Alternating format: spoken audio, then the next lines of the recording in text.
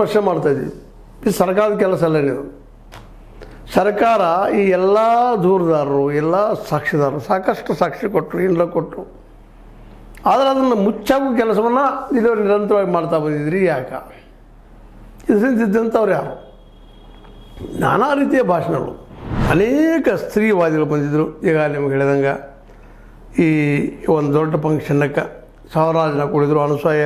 Anasuyamma, B M Rohini, Sunandamma, Sabiha Bhoomigowda, Jyothi A Shashikala, Prasanna Ravi, Geetha Surathkal, ಸೌಜನ್ಯಾಳ ತಾಯಿ ಕುಸುಮಾವತಿ, ಹೀಗೆ ಅನೇಕರು ಬಂದು ತಮಗೆ ಅನಿಸಿದ್ದ ಮಾತುಗಳನ್ನು, ತಮ್ಮ ನೋವುಗಳನ್ನು ತೊಳ್ಕೊಳ್ಳೋದಷ್ಟಲ್ಲ, 1 ಕಿಲೋಮೀಟ್ರ್ವರೆಗೆ ಕಪ್ಪು ಬಟ್ಟೆಯನ್ನು ಬಾಯಿ ಕಟ್ಕೊಂಡು ಪ್ರದರ್ಶನ ಮಾಡಿದರು.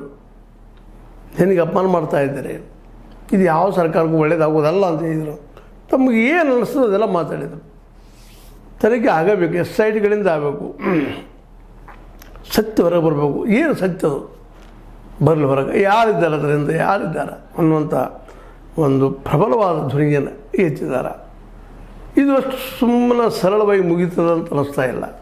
ಯಾಕಂದ್ರೆ ಇದನ್ನು ನೋಡ್ತಾ ಇದ್ದೀವಿ ನಾವು ಕಳೆದ 13 ವರ್ಷಗಳಿಂದ ಯಾವ ರೀತಿಯಾಗಿ ನಿರಂತರತೆ ಕಾಪಾಡಿಕೊಂಡದಂತೇಳಿ. ಯಾಕಂದರೆ 13 ಸಣ್ಣ ಪಿರಿಯಡ್ ಅಲ್ಲ ಇದು. ಈ ಪಿರಿಯಡ್ದಲ್ಲೇ ಸಣ್ಣದಾಗಿ ಶುರುವಾದಂಥ ಸೌಜನ್ಯಾಳ ಹತ್ಯೆಯೊಂದಿಗೆ, ಅತ್ಯಾಚಾರದೊಂದಿಗೆ ಆರಂಭವಾಗುವ ಈ ಒಂದು ಹೋರಾಟ